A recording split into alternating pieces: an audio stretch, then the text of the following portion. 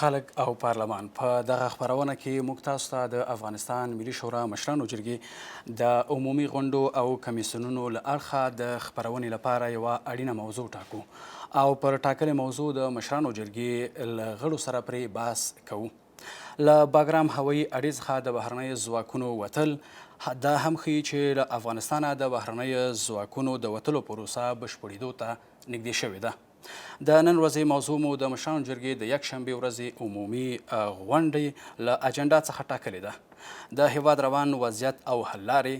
د افغان امنیتي او دفاعي ځواکونو نه ملاتړ او له باګرام پوځي اړینه د امریکایي ځواکونو وتلو باندې بحث لرو. په بحث کې میلمه ده راسره د مشرانو جرګې دویم نایب الحاج محمد اکبر ستانکزی. ستانکزی صاحب، مننه چې وخت مو راک، کور مو ودان. د لومړۍ پوښتنې په توګه د ملي شورا مشرانو جرګې د حکومت پر کړنو د څار په برخه کې تر کوم بریده پورې فعاله ده؟ مننه تاسو ته او تاسو تخنیکي همکارانو ته ښه راغلاست وایو. لکه څنګه اساسي قانون په صراحت سره مسؤلیت ورکړی ده د ملي شورا غړو ته دوی درې اصلي وظایف دي، هغه قانون جوړونه د نظارت د حکومت له کارو څخه ده او ښه نمایندګي له خلکو څخه ده. طبعا په داسې یو شرایطو کې موږ او تاسې د شاهدان یو او وینو یې، بیا هم ملي شورا خپل وس توان کړی ده او خپل هغه رغنده رول لوبولی ده. د څار په برخه کې که تاسو ووایئ مومن صاحب چې تر کومه بریده پورې البته یو لړ ستونزې به هم د څار په برخه کې ځکه دا د حکومت له کارونو د څار هغه د ملي پروژو د څار خبره ده او کومې کړنې چې حکومت کې دي هغوی د څار په اړه باندې طبعا له وکیلانو سره یا سناتور صاحبانو سره د هغوی ماکلین په عین زمان وخت کې هغه ستونزې مشکلات چې په ولایتونو کې په کلو کې او بانډونو کې هغه له دوی سره شریکوي، بیا په همغه اساس باندې موږ کولی شو چې په انفرادي شکل له خپلو ولایتي پروژو څخه لیدنه وکړو، نظارت وکړو، کوم مشکلات یې له محلي ادارې سره شریکو، بیا کولی شو که چېرته هلته حل نه سي راسو مرکز کې اته څو ځله چې دغه اوس ما یو مکتوب امضا کړ د شهرسازي د رئیس نه په لوګر کې چا شکایت درلوده، سره مسؤلین هم راوغوښتل خپل وزیر د شهرسازي راتلونکي هفتې غونډې ته چې باید دی دلته راسي حاضر سي تر څو پورې هغه ستونزې مشکلات چې په هغه محلي اداره کې دي هغه ته یو لاره د حل پیدا سي. نو طبعا موږ سره ماکرین په وخت زمان باندې دوی د خپل ستونزې شریکي په همغه اساس باندې موږ کولی شو که خلک له موږ سره همکار دي تر څو موږ وکولی شو ښه نظارت د یا څار له دغه پروژو یا د هغه حکومت له کارو څخه وکړو. یادونه مو کړې دغه عمومي غونډو ته د یو شمېر مسؤلین راغوښتل، تر ډیره پورې چې کتل کیږي ډیری وخت مسؤلین د سناتورانو هغه غوښتنو ته پام نه کوي. په دغه برخه کې تاسو دریځ یا غبرګون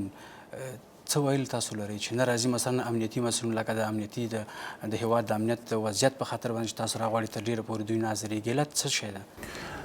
دا خو د ملي شورا د صلاحیتو څخه ده، بالخصوص سناتور صاحبانو هم دا د هغه خاص صلاحیتو څخه ده چې باید مربوطه ادارې که هغه وزیران که نور چارواکي باید راویې غواړي کمیسیونونو ته، کومې د رساو کمیټې ته، هیئت ادارې ته یا عمومي تالار ته راوغواړي د هغه ناخوالو مشکلات په محیط کې د ملي شورا بالخصوص د مشرانو جرګې هغه قانوني صلاحیتونه دي. خو متاسفانه د افغانستان په دغه شرایط یا په دغه وضعیت باندې بعضې وختونه امنیتي ارګانونه یا سفر یې په ولایتي سفرو کې یا مصروف یې نه راځي، خو بیا هم مشرانو جرګه تاسو ته معلوم ده چې له نوم نه یې مشران دي هغوی نو ډېره زیاته حوصله او صبر لري، هغه غواړي سره هغه عذر د هغه مربوطه ادارې په نظر کې نیسي، که چې عذر معجو او د ده هغې کاو سره صدای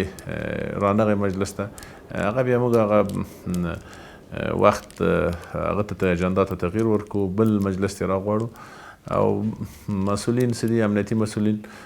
لکه څنګه چې پرون د کمیټې رؤسا او ریاست ما په غاړه باندې وو، د سناتور صاحبانو د داخلي وضعیت څه داسې په افغانستان کې متاسفانه راغلی ده، شکایت یې درلوده یا تشویش یې درلوده، نو موږ راتلونکي کمیټې د رؤساو ته امنیتي سکتور چې په هغې کې وزیر صاحب دفاع ده، وزیر صاحب داخلي ده او رئیس عمومي امنیت ملي ده، راتلونکي هفتې ته هم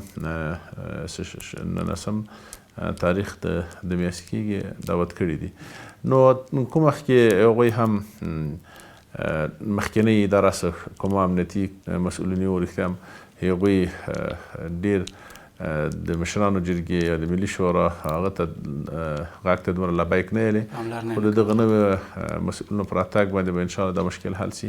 خو کوم وخت چې دغه مشکل دوی راځیر نه سي هغه نه سي بیا موږ ځکه هغوی هم د قانون له مخې نه مسؤلیت لري چې باید جوابګو اوسېږي ملي شورا د اساسي قانون مطابق. خو کوم وخت که دوی سرغړونه وکړي بیا موږ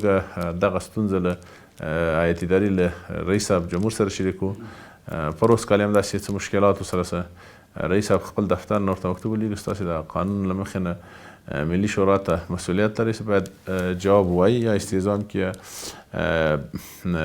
استجواب هم کړي یا استماع غونډه ته باید تاسې لاړ شئ، دا یې تاسې مسؤلیت ده. نو کوم وخت که داسې موضوع منځته راشي عین وخت کې بیا دا موضوع موږ له رئیس صاحب جمهور سره شریکوو.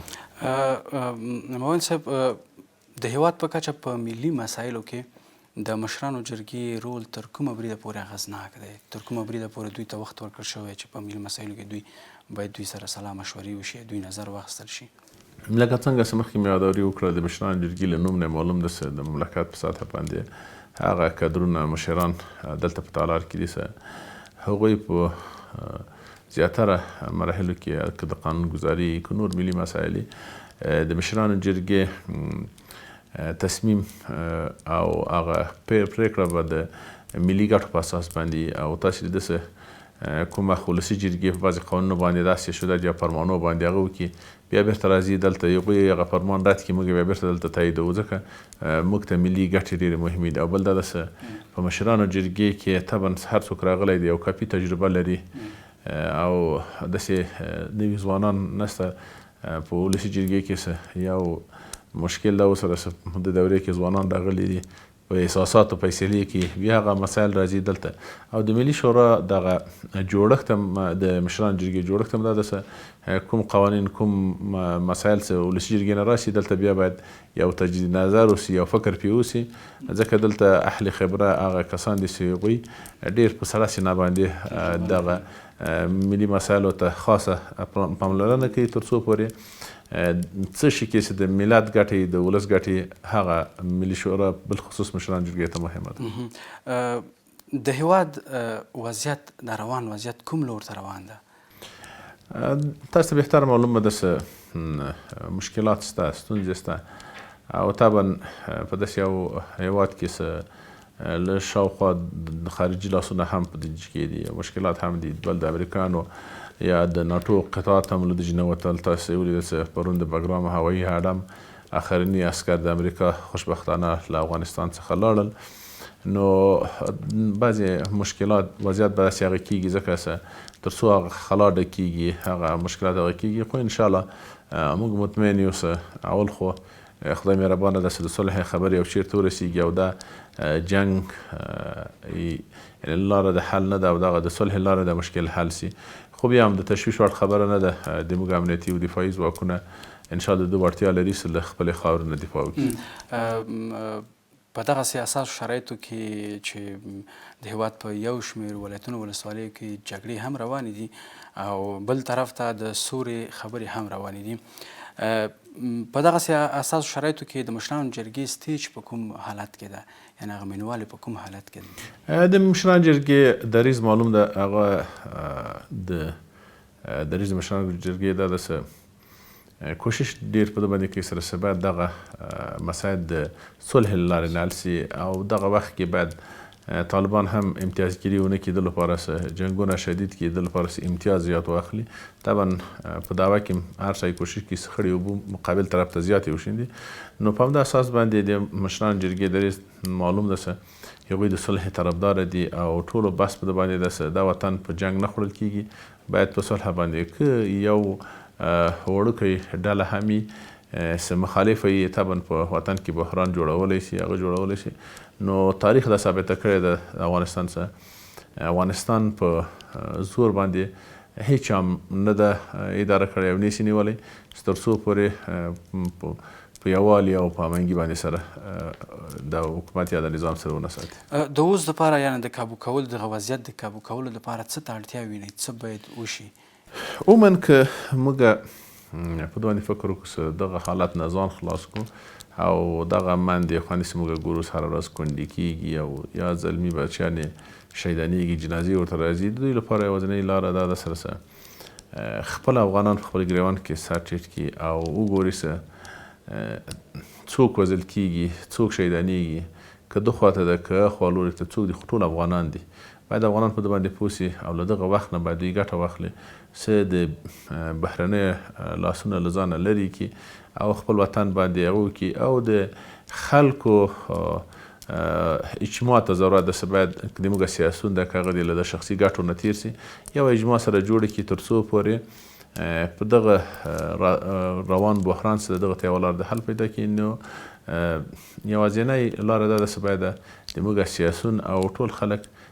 ملي اجماع راټول شي تر څو پورې دغه مشکل سره راغلی او بحران راغلی یوه لاره د حل خو سیاسیون خپله تر دې دمه پورې چې د سولې خبرې هم تقریبا 2 کلونه زیات شو چې په دوحه او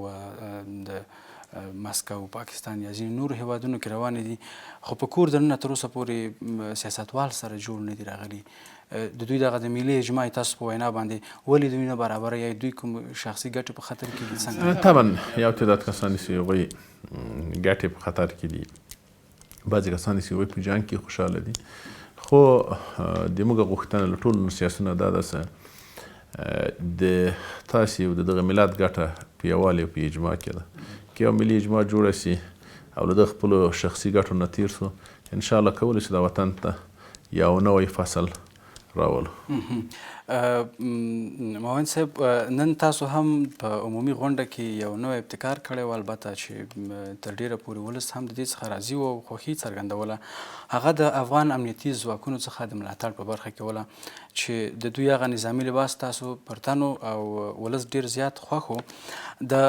هیواد د ساتنې په موخه د هیواد په یو شمېر ولایتونو کې د افغان امنیتي ځواکونو د ملاتړ په خاطر باندې ولسي خلک راجګ شوي دي تر څو د هیواد ساتنه وکړي یا د امنیتي ځواکونو تر څنګ ودرېږي، د دوی ملاتړ وکړي، د دوی ته ډاډ ورکړي چې موږ تاسو تر څنګ ولاړ یو، تاسو یوازې ناست یئ. د همدې سره هممهاله زلمي خلیزات یو شمېر څرګندونې کړې وې البته چې دغه پاڅون کوونکي یا په ټوله کې دغه ولسي خلک چې راجېږي وسله په ولږدي دا غیر قانوني کار ده او دا مثلا ستونزې راتلونکي دپاره جوړولی شي. یعنې د دوی دغه دریځ سره د زلمي خلیزات تاسو څه نظر لرئ؟ دغه دریځ تر ډیره پورې په دغه سیاساتو شرایطو کې څنګه وینئ؟ مننه. لکه څنګه چې تاسې نن ولیدل په مشرانو جرګې په عمومي تالار په عمومي غونډه کې د موږ درنو سناتور صاحبانو هغه ملي لباس د ملي امنیتي ځواکونو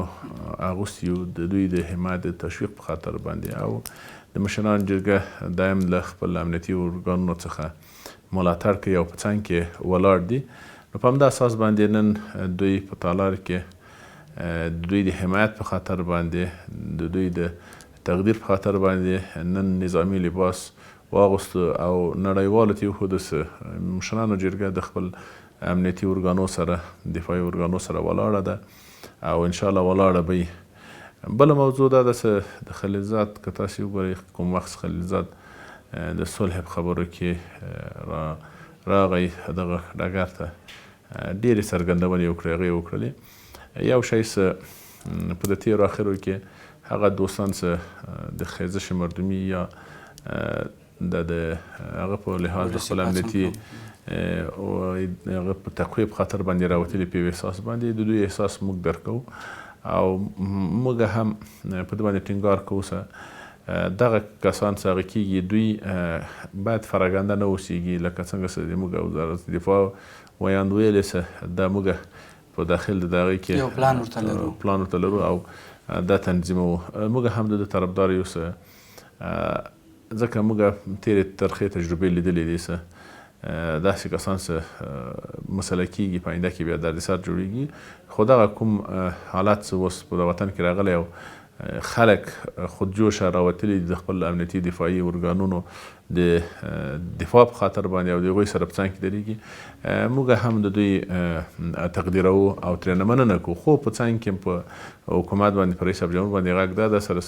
دوی باید د امنیتي او دفاعي قواو په څنګ کې سره په یو مشخص پلان کې جهبجای شي. ځکه تاسې ګورئ دوی قرباني ورکوي، مثال یې ځي ساحې ته، هلته دوی شهیدانېږي، هغه کېږي، خو دوی ته بیا هغه کوم د دوی د هغه لپاره کوم کمک باید وشي د دوی د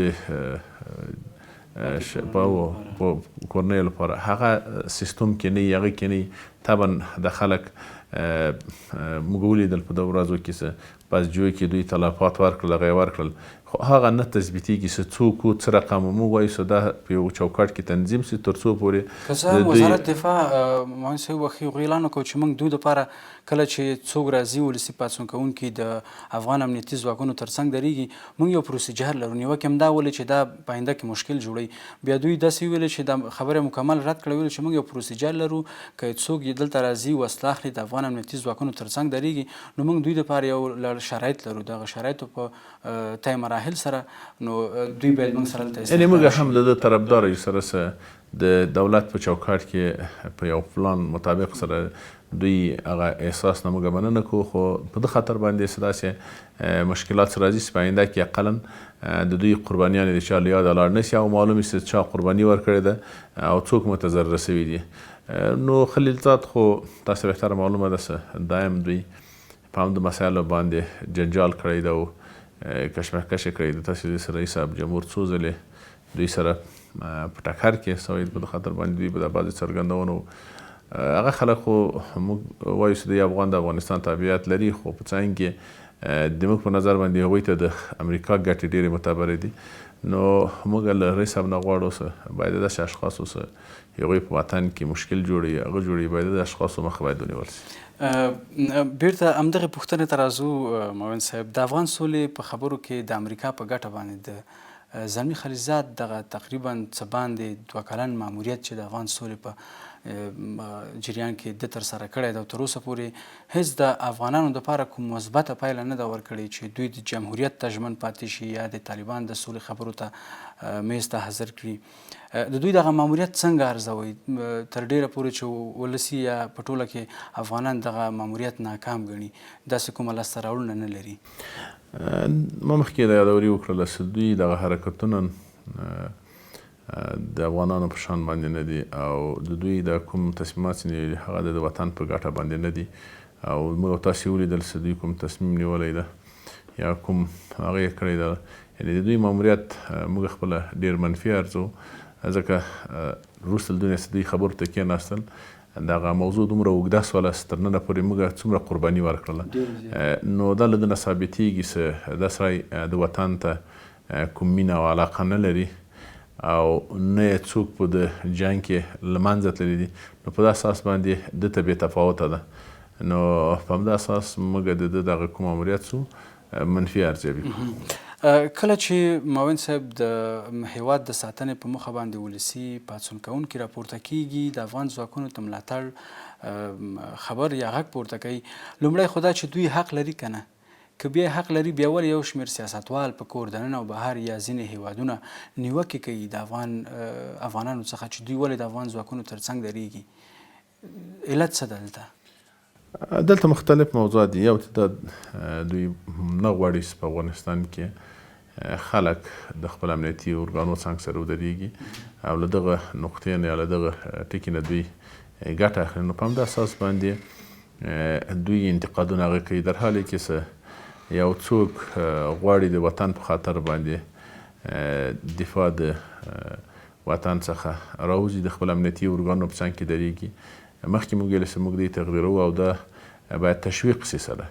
خو یو تعداد د موږ سیاسون داسې هغوی مخکې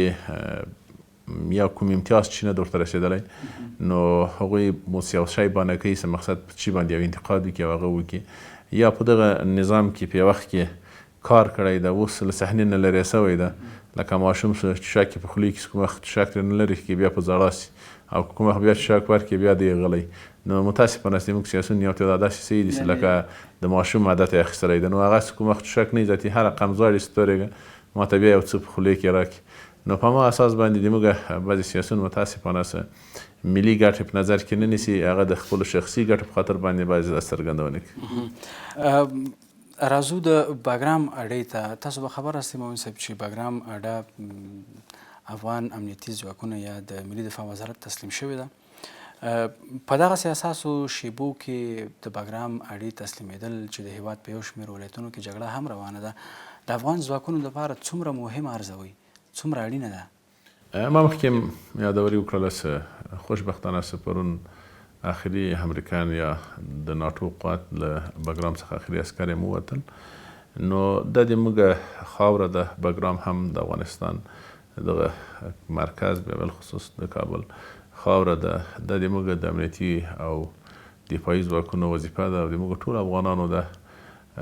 ایماني وجداني هغه ده چې خپل خاورې نه دفاع وکړو او په دې باندې باید موږ خوشحاله اوسېږو چې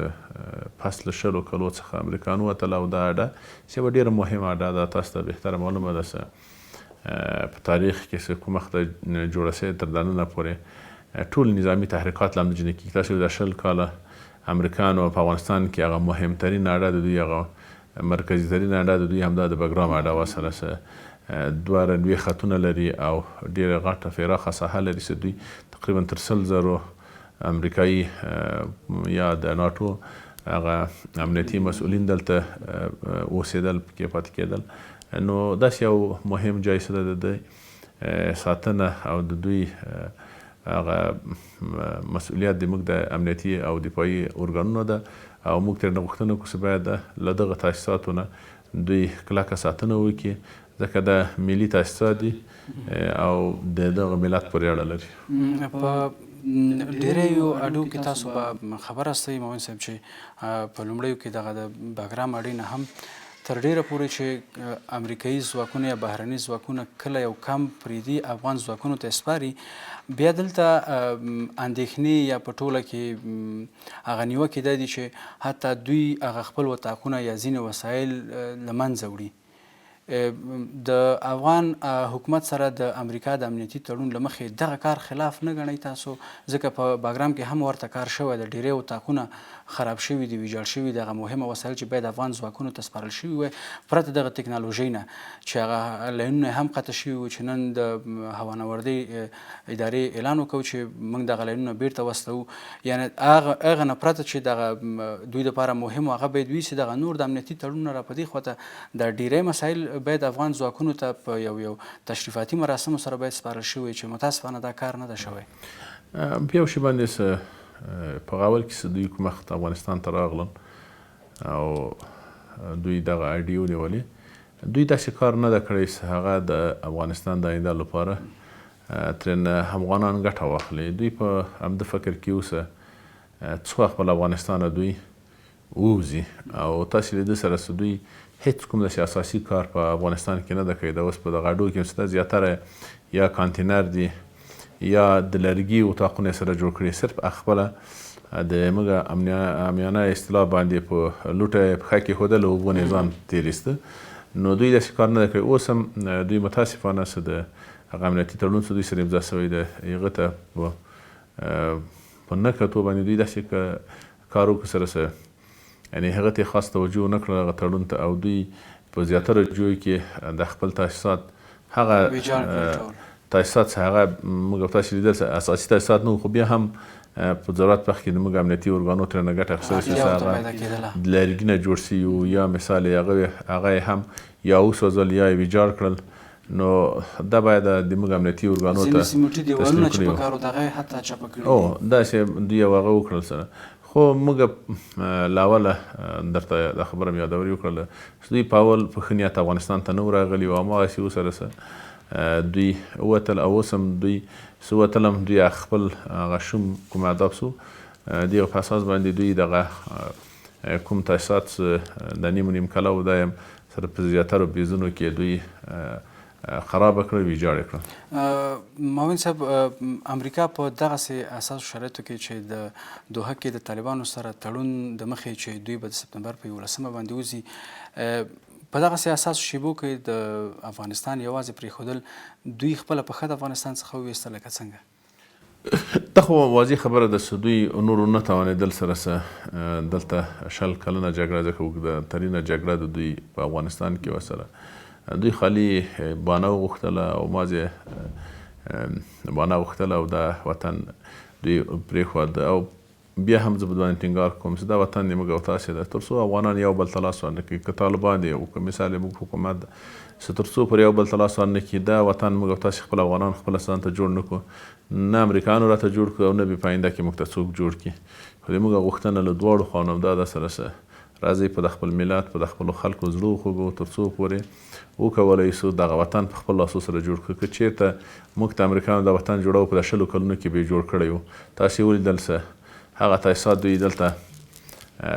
موږ او تاسې ته پرېښودل څه له هغه نه موږ کومه ګټه نه اخیسته کوم چې هغه و هغه یې سره وران کړل نو له ده نه واضح دا پیغام د امریکایانو موږ ته رسېدلی څه دوی د افغانستان د ابادي لپاره نه و راغلي او نه یې ابادي وکړه غیر له بدبختۍ نه نور شی په افغانستان کې هغه نه کړل د موږ غږ بیا هم په طالبانو ورونو باندې ده سره راځئ د خارجي لاسونه له خپل ځانه دواړه خوا قطع کړي راځئ سره په یو ټغر باندې کښېنئ تر څو د افغانستان دغه ملي مسایل څه کوم دي په مشترکه ځکه دلته که موږ وایو چې یو قوم باید دلته حکومت وکړي یا په یو قوم باندې چې دا امکان نه لري نو دلته لکه څنګه چې په یو باغ کې هر رقم ګلان ښه ښکاري موږ قومونه لکه ګلان غوندې په دغه وطن کې ټول سره ښه ښکاري باید هر چاته خپل حق ورکول شي او هر قوم ته باید په یو درنه سترګه وکتل شي نظر په همغه فیصدي باندې او دا به لکه هغه د ګلو باغ کې که تاسې یو رقم ګلان وګورئ یا هر سړي هغه سترګې بیا خوند هم نه ورکوي خو که چېرته د هر رقم ګلانې نو هغه انسان چې لاړ شي هغه باغ کې به ډېر متوجه نو دا وطن په همدغو ګلانو باندې ښه ښکاري نو د موږ غږ بیا هم په طالبانو او په حکومت باندې په رئیس جمهور باندې دا سره راځئ دا خو ثابته شوله او په دو باندې نن ټوله دنیا پوهېږي سره امریکا چې شته راغلې وه څنګه لاړله او د امریکا دغه 20 کلن ماموریت دلته وارزوي چې دوی څه وکړل د وطن ته څه پرېښودل غیر یتیمان کونډې نور خو یې موږ او تاسو ته څه نه دي پرېښي نو په همدا اساس باندې په دواړو خواو باندې غږ دی سره راځئ له یو ګرېوانه سر وباسي تر څو پورې په د وطن کې یو صلح راسي آرامي راسي او آینده د موږ دغه بچیان یتیمان نشي نن څه په هره کوڅه کې ګوري هر کلي کې ځې یعنې زیاتره ماشومان څه ګوري یتیمان دي بالکل د امریکایانو یا په ټوله کې د بهرنیو ځواکونو وتل له افغانستان څخه تر یو بریده پورې یعنې په وروستۍ مرحله کې قرار لري د طالبانو په وینا باندې چې افغانستان اشغال شوی ده اوس د اشغال مسله هم ختمه شوله روانه جګړه بیا د څه په معنا چې دوی کوي څه پاتې دي یا کوم نه حل شوي مسایل پاتې دي چې دوی نور زیات نه حلوي لکه مخکې ما یادواري وکړله اوس هم همسایهګان بالخصوص او خارجي لاسونه اوس هم شته کوشش دا کوي چې په د وطن کې بدبختي راوړي موږ او تاسې له هغه ضعف نقطې نه دوی ګټه واخلي تر څو پورې افغانان په خپل منځ کې همداسې په جنګ کې وساتي لکه څنګه چې هغه 40 کلنه جګړه تېره شوله موږ کوم وخت پیدا شي تر اوسه پورې په جنګ کې پیدا سو په جنګ کې رالوی سو او دوی په همدغه اساس باندې چې دا وطن نه جوړېږي دوی لپاره ګټه تمامیږي نو په همغه اساس باندې هغوی کوشش کوي خو اوس زه بیا هم د خپلو امنیتي ارګانونو بالخصوص په رئیس جمهور او په طالبانو باندې هغه کوم سره موږ او تاسو ته خو واضح شوله معلومه شوله راځئ له ډېر امتیاز نه به سره تېرېږو سره موږ امتیاز واخلو یا ته امتیاز واخلي زه دا وایم چې دا وطن کې ارامي راسي شخصا زه له دغه هغه نه تېر یم قرار په هغه کلي کې وړم په ده خوشحال یم خو چې زما په وطن کې بیا د غم ټغر راور نه شي تر ډیره پورې معاون صاحب که پام وشي د سولې په د خبرو په جریان کې په لومړیو کې د افغان حکومت د ښه نیت په خاطر باندې د طالبانو تقریبا څه باندې 15,000 بندیان آزاد کړل او ورته نور مسایلو ته غاړه کېښودله خو د طالبانو د لوري نه چې په نړیواله کچه باندې د اوربند غوښتنه وه تر ډیره پورې د افغانانو چې په داخل د افغانستان کې د جګړې په حال کې تر ډیره پورې ملکي وګړي په شهادت رسول کېږي تر اوسه پورې طالبانو د خوا نه دغې برخې ته هېڅ توجه نه ده شوې یا هېڅ لبیک نه ده ویل شوی اوربند چې اساسي غوښتنه ده د دواړو د افغان حکومت او د نړیوالو په ټوله کې د افغانانو ولې نه منل کېږي؟ طالبان ولې نه مني؟ نو دلته خو نور د جګړې دپاره کوم څه پاتې هم نه دي. که چېرته خبرې پیلېږي د دواړو اړخونو نه، نو هغه د اساسي خبرو د داخلېدو یا میز ته کېناستلو دپاره لومړی شرط چې د ولس ده باید دې ته لبیک ووایي چې اوربند ده. ولې دا اوربند دوی نه مني؟ اوربند کې مشکل څه شی ده تر څو خبرو ته لاره برابره شي؟ تاسې ولید د پرون د علماو شورا رئیس هم دا خبرې وکړلې چې نور په افغانستان کې د جنګ کولو هغه مشروعیت نه ده پاتې. د طالبانو په اصطلاح چې دلته بهرنیان دي یا اشغال کړی دا کړی، اوس خو ټول ووتل. نو اوس په د وطن کې جنګ هیڅ مشروعیت نه لري، د افغان وژنه ده، مسلمان وژنه ده. نو په همدا اساس باندې زموږ په طالبانو باندې غږ ده، لکه څنګه چې طالبانو مخکې رسېدل دلته خارجیان دي، موږ تر څو دا نه یې وتلي موږ اوربند نه کړو. اوس خو تاسې ولست د امریکایانو هغه مهم اډس هغه بګرام پرون هغه جنم ټول خلک ووتل او دوی اخري هغه د ناټو هغه نظامیان له دجې نه ووتل. نور نو د بانې ځای نه ده پاتې. بیا هم په طالبانو باندې موږ غږ ده چې اوس خو هغه کومې بانې ستاسې کولی شي دا اوسي دا اوسي، هغه ټول اوسو. نو اوس تاسې په ده باندې فکر وکړئ چې نور د افغان وژنې سره لاس واخلئ او نور د وطن کې دغه بحران یا د مشکلات چې دغه نه لاس واخلئ، راځئ په یو ټغر باندې سره کېنئ، دغه خپل موضوع خپل افغانان حل کړئ. تاسې د امریکا رئیس جمهور څرګندونې به اورېدلي سره تېره ورځ یې کړې وې چې نور د افغانستان نوم موږ ته مه اخلئ، تاسو خپله باید جوړ شئ، خپله باید جوړ شئ. نو موږ او تاسې ته همدغه شرم ده، بس ده، باید موږ او تاسې خپل منځ سره کینو او په یو اتفاق سره ورسېږو او دغه کوم بحران چې اوس په وطن کې ده دته خاتمه ورکړو. معاون صاحب، د سولې خبرې تر ډېره پورې د څو میاشتو راهیسې په ټپه ولاړې دي او هیڅ داسې کوم مثبت خبر ترې نه نشریږي. امریکا چې د افغان سولې بار تر ډېره پورې په ولو باندې اخیستی و، البته په نړیوال سټیج کې طالبانو ته ډېر لوړ ځای ورکړی و. تر ډېره پورې په دوحه او په یو شمېر نورو هیوادونو کې طالبانو لیدنې کولې. اوس چې امریکا یا په ټوله کې بهرني ځواکونه له افغانستان څخه وځي، دغه موضوع یا دغه پروسه چې کله ناکامیږي، دغه ناکامه کېدلو ګوته چاته نیول کېږي؟ ځکه چې د جګړې لوری مخاسې ګرم روان ده. د دغه پروسې د ناکامه کېدلو په خاطر یا په دغه پروسه چې کله ناکامه کېږي، دې ګوته امریکا ته نیول کېږي یا کوم بل هیواد ته؟ موږ ډېره بار ده په ولي باندې اخیستی و. موږ له اوله دا توقع له امریکا نه درلودله چې هغه دې موږ ته صلح راولي یا دې موږ ته ارامي راولي. ځکه که دا هدف د صلح ارامي وای، په اولو کلونو کې باید په ده باندې فکر سوی چې کوم وخت کې بون کې د موضوع کېناستله، په هغه وخت کې باید دا موضوع حل سوی وای د ټولو خواو نه. طالبانو ته هم پکې همالته فشار ورکړی راوښتل سوی وای، په د موضوع په همغه وخت کې حل سوی وای. دومره قربانیان ته به هغه نه وو. نو په هغه وخت کې خاص توجه ونه سوله. دوی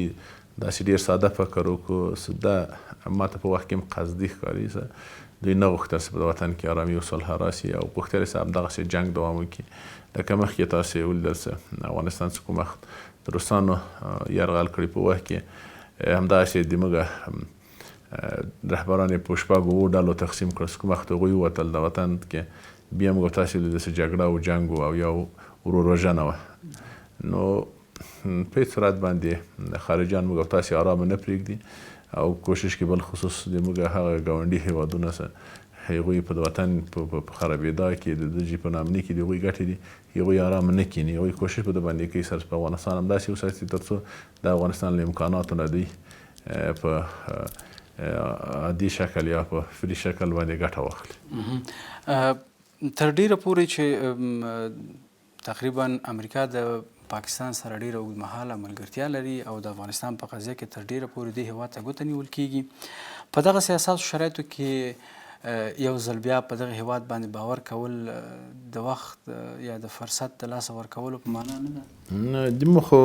په نظر باندې چې موږ او تاسې خپل افغانان په خپل ځان کې سره جوړ نه سو، په خپل منځ سره جوړ نه سو، په هېچا باندې اعتماد په کار نه ده. ځکه نن دلته هر څوک خپلو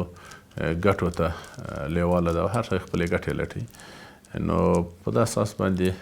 بیا هم د موږ غږ په خپلو افغانانو باندې ده، په دواړو خواو باندې ده. هېڅ څوک تاسې ته خوشبختي نه راوړي، ګټه نه درسي تر څو پورې خپله تاسې ځان ته یو خوشبختي اختیار نه کوي او له دغه جنجال له دغه مشکلاتو نه لاس په سر نسی او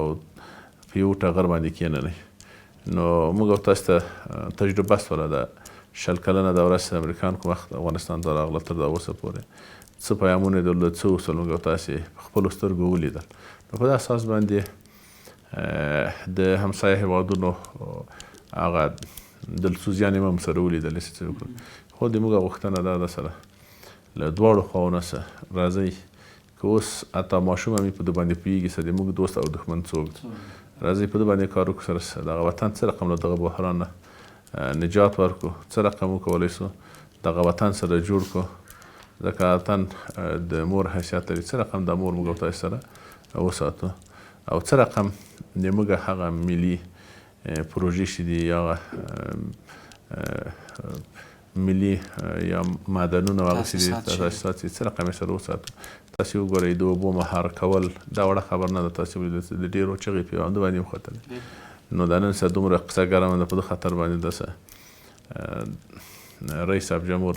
واقعیت څه کومه دلسوزي لري، ځکه زه کوم نږدې روابط ورسره لرم او د ده په دغه سپینه ږیره یا په دغه عمر باندې دی 18 ساعته 20 ساعته دی بیچاره په دغه وخت کې وخت یې ځانګړی کړی د کار لپاره چې د وطن ته کار وکړي، د خلکو ته کار وکړي. په نور دنیا کې تاسې ولیدل چې داسې اشخاصو خلک ډېر زیات عزت کوي، مګر موږ تاسې ګورو سره مګر تاسې بدبختانه خپل افغانان یې پښې وهي، خپل افغانان یې ټکوو، در حالی کې چې دوی په دغه سپینه ږیره څه که زه وایم چې دوی به د ده لپاره سمات آینده چشتې سترګې نه لیدم نه کېږي، ځکه هغه د عمر آخري وخت یې ده که انسان د دې خواته نه حج کولی شي نه معیشت کولی، هېڅ هم نشي کولی. نو په دې اساس باندې موږ باید په دې باندې فکر وکړو سره څه وخت یې داسې یو څوک څه هغه د ده وطن لپاره زحمت باسي، تکلیف باسي، باید په څنګ کې ودرېږو او پرېږدو خارجیانو ته داسې څاپېړه په مخ ورکړو سره څه بیا دې موږ تاسې مخ ته راهم نه ګوري. تاسې ولیدل څه هېچا به په فکر کې نه ګرځېده څه دوی به اوبو مهار کړي، تاسې فکر کوو سره څه یعنې هېچا به د فکر نه کوو سره څه په کلیو بانډو کې یا داسې ولایتونو کې لکه اوس مثال پکتیا یا خوست جوی کې د برق چراغ روښانه شي د خلکو په ورو کې. زه کوم وخت لوګر خواته ځم یعنې بیخي مې فکر کوم چې په لوګر کې نه یم، زه د برق پایې او د باسازي او د شانسي وینم یا د سړکه وینم یا پوهنتونونه وینم یا نور داسې کارونه چې دغه یعنې داسې رایې سترګې نشي پټولی. نو په دې اساس باندې د موږ غوښتنه له ټولو خپلو خلکو نه دا ده چې باید رئیس صاحب په څنګ کې ودرېږي او رئیس صاحب نه هم غوښتنه دا ده چې په داخل د عمر کې د یو تاریخ پرېږدي دغه وطن ته چې دا صلح راولي، تا په موجودیت دا صلح راشي، دا به یو تاریخي نیکنامي وي د تا لپاره. او رئیس صاحب هم چې کوم شناخت زه ترې نه لرم هغه صلح ته لیواله ده او نهایت کوشش کوي سره چې دوی په د وطن کې صلح راولي. یعنې دوی موږ کوم شناخت نه لرو، یعنې له خپلو چوکۍ د داسې غم نسلو سره هغه وایي چې په وطن کې یو باعزته صلح راشي، داسې وضعیت رانسي لکه تاسې ولیدل تېر لسیزه کې چې کوم تغییرات راغله وروسته هغه نه د کابل کوڅه په کوڅه باندې جنجال و. نو دوی چې دا ډېر تشویش هم لري دغه خاطر باندې نیسي آینده باید هغه تجربه تکرار نشي. کورودان معاون صاحب وخت هم کم د همکاران اشاره کوي،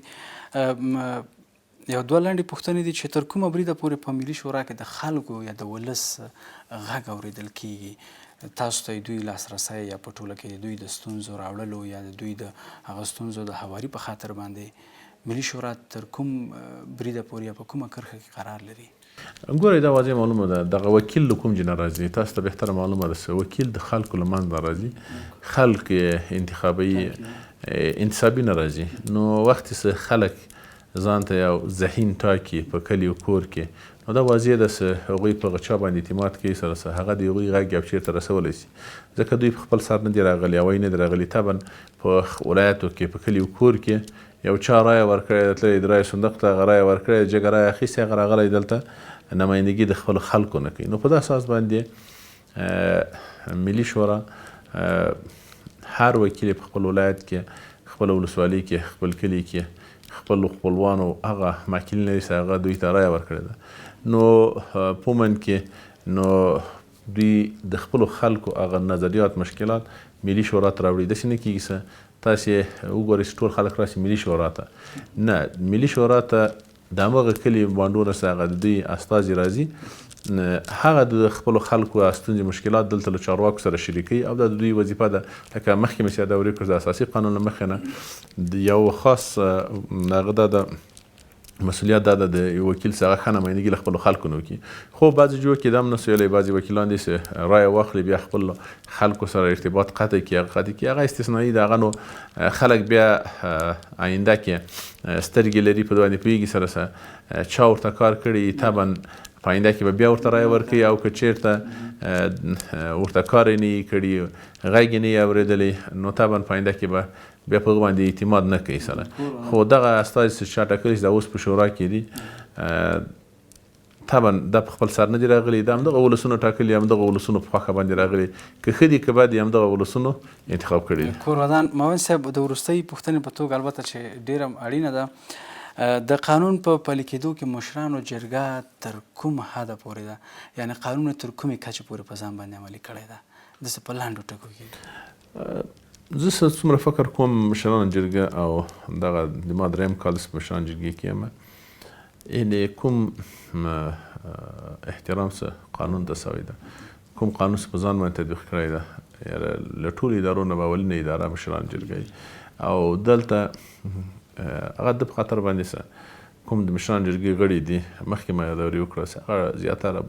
با تجربه خلک دي او هغه کسان دي چې نخبګان دي چې دلته راغلي دي او په ډېر حوصله او په ډېر صبر باندې